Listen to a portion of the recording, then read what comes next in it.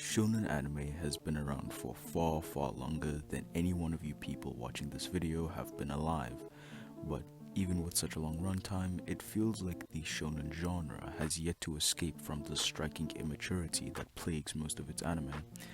And just a heads up, you could enjoy everything I'm going to dog on in this video, but it doesn't remove from the fact that it is still immature.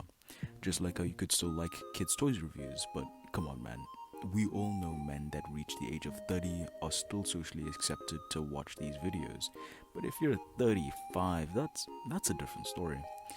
The key aspects that show the immaturity of shonen anime are the comedy, the lack of reason, the fan service, and the basic. Fun fact, these are all in order of least to most offensive. These 4 points are what I believe to be something that plagues majority of shonen anime, but in recent years, we've seen multiple animes just overshadow all of these issues. A few off the top of my head are Attack on Titan, Jujutsu Kaisen, and Chainsaw Man. But there are even older animes that also just remove all of these issues in their story. My favorite example would be Hunter x Hunter, which is ironic because the show with the youngest main protagonist has the most mature take on shonen. Now, let me slowly dissect the immaturity of the genre by first going through the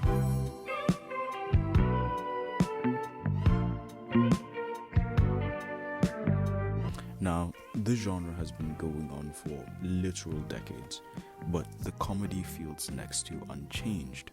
In other genres like, I'm not sure, comedy, they have a wide range of jokes they like telling that don't just involve You know what? I like Deku. It could make a great hero name. Plus, I think it sounds kinda cute. Deku it is! My name's Midoriya. I'm from the UA High School Hero course. It's nice to meet you. because for the longest time it feels like this was the only joke that could be told in shonen anime. I won't lie, some shows tell really good jokes like Dr. Stone and whatnot, but the tiresome hitting, the over-the-top faces always still plague shonen anime that I even consider really good shows. My Hero Academia is especially riddled with them. Comedy is subjective, but the only way I'll take that claim seriously is if you actively watch and laugh at any of Amy Schumer's jokes, and if you do, you'll be in our prayers. Compilations on YouTube about funny moments are the most anti-funny thing you could possibly show me. Next! Now, out of the list of points, this one might have been the most confusing. When you write a show, characters must have an understandable reason for what they do, and the show must have an understandable reason for the way it acts. So shows that show gore and show blood just for the sake of showing gore and blood really just leave a bad taste in my mouth. For example, Mirai Nikki and Akame ga Kill only slightly, and I mean slightly, tread the mark of trying to be a bit edgy with its violence. To say the violence has no meaning would be quite harsh, but to compare it to Berserk and Naruto, where the bloodshed is meaningful and important storytelling, they just cannot compare. But a big, and I mean a big, offender to this point is High Guardian Spice. Now, when watching this mess, I didn't even know there was going to be any blood, but as Kimboli perfectly points out here, Holy, he just what the fuck? What the fuck is happening? You killed him. It is no longer a kid's show. this can go hand in hand with sexualization that just does not have to be in the show at all, which perfectly ties into Now, let's take 7 Deadly Sins. The main character is Meliodas, who is way over the age of 300, and the main heroine is 18, who Meliodas raised from birth, so in her mind he could be a surrogate father. So if you find the sexualization and the constant groping hot, you could be someone who sees nothing wrong with it. Or you could be normal. Nothing ruins my immersion and interest for a show more than fan service. Fire Force has an amazing amount of fan service that has gotten characters that could have been interesting, stories that could have been told, and everything else. Nope, we want boob shots and ecchi cause horny. Now, things like High School of the Dead and Kill la Kill make sense because that's the whole point. You're not meant to take it seriously, but if you want to make me give less of a shit about a cool story, just throw in a bunch of boob shots. My Hero Academia sexualizes every high schooler in that show. That's why I like Himiko Toga, because she's just being cute and psychopathic in her own world. Dr. Stone has a lot of really big booba just bouncing. That's why I like Senku, because he's an absolute Chad that doesn't let women get in the way of science. Fire Force has Tamaki, Iris, Hibana, who do nothing but get sexualized over and over. That's why I love Haumea, because she's crazy and kooky.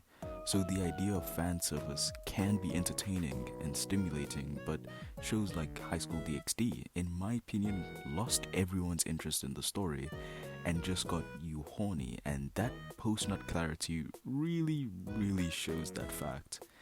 Even the boys over at Trash Taste point out how immature the fan service in some shows really are. It's like how can you take your story seriously when that just happens, right? It's like you're doing a TED talk and whipping your dick out halfway through. It's like no one's going to take you seriously for the rest of the talk. Depends on the show. Like Kill la Kill never was meant to be serious, and neither was Darling in the Franxx. So there's other shows where you're trying to get me invested in this world and characters in a very serious way, and trying to get me to feel like oh, I'm so sympathetic toward that character, and then they start groping each other, and then you're like, what the fuck is that? Did you ever watch Seven Deadly Sins? Yeah. Oh, jeez. That's the worst offender. That's the worst one. It's so unnecessary. You think fan service can't walk at all? No, my favorite female character ever is Reza, who has a scene where she's naked just swimming with Denji. But she was written so well and charmingly that even the scene of fan service was extremely important, showing that she's someone Denji knows absolutely nothing about. But I've never met anything plague more shonen anime than the... Okay, this one is also quite confusing if you don't think about it that much. But you can put basic in front of anything to apply it to shonen. Basic story, basic characters, basic looking, basic anything. And if basic can be applied to any piece of an anime, it's pretty much ruined. I'm sorry. Oh, does your show have a basic main protagonist? Well, you'll be watching him be an idiot and power up at the last second for the next 100 episodes. Oh, does your show have a basic premise? Well, you'll be focusing on that premise of the villain trying to end the world and the main character wanting to save everyone for the next 100 episodes. Now, let me make it clear, a basic anime is hard to come by, where everything is completely basic and nothing can pique your interest. But don't try and think of My Hero Academia, because aside from the anime, the manga has amazing pacing, beautiful panels, and striking characterization. Stories such as Fairy Tail are what I would consider the closest thing to basic, and this is with very big offense to anyone who likes Fairy Tail. With the power of friendship and the most boring line of characters ever, we will become the best.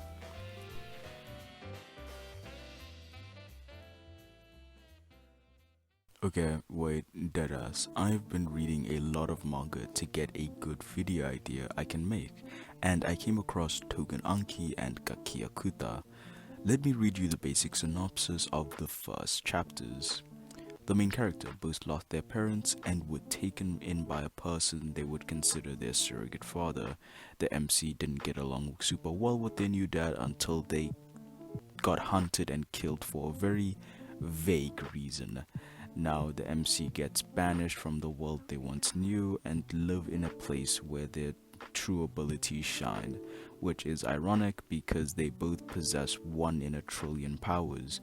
One is a giver and the other has the blood of the Kishin.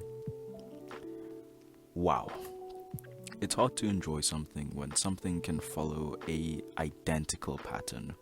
Both of their mentors even use an umbrella. It's crazy. Personally, I'm sick and tired of stories that have the MC be a prodigy and a godchild. My Academia had the perfect formula but added in chemical X. Deku should have stayed quirkless and tried becoming a hero just like that. The message of hard work really gets shit on by anime, considering people like Naruto are born with literal Jesus blood. And if they were any other hard-working individual, they couldn't have gotten their position. It as a whole is a result of decades of immaturity spanning across different animes. Now, if you hate women and dislike the outside, you would tell me, well, I really do enjoy the immature aspects of shonen genre because it does mean young boy. And for that, I should smack the shit out of you. Good storytelling doesn't have to be held back by immaturity. As I said, Attack on Titan has given us one of the best takes on the shonen genre in years. Chainsaw Man being the most refreshing thing you could get in current day anime, and will probably have one of the best reception once the anime drops. So even though the shonen genre has been down in the dumps a few years back, the genre as a whole is starting to grow up, and I can't wait for what comes next. Hey, can you stop? Hey, I'm trying to. Thank you.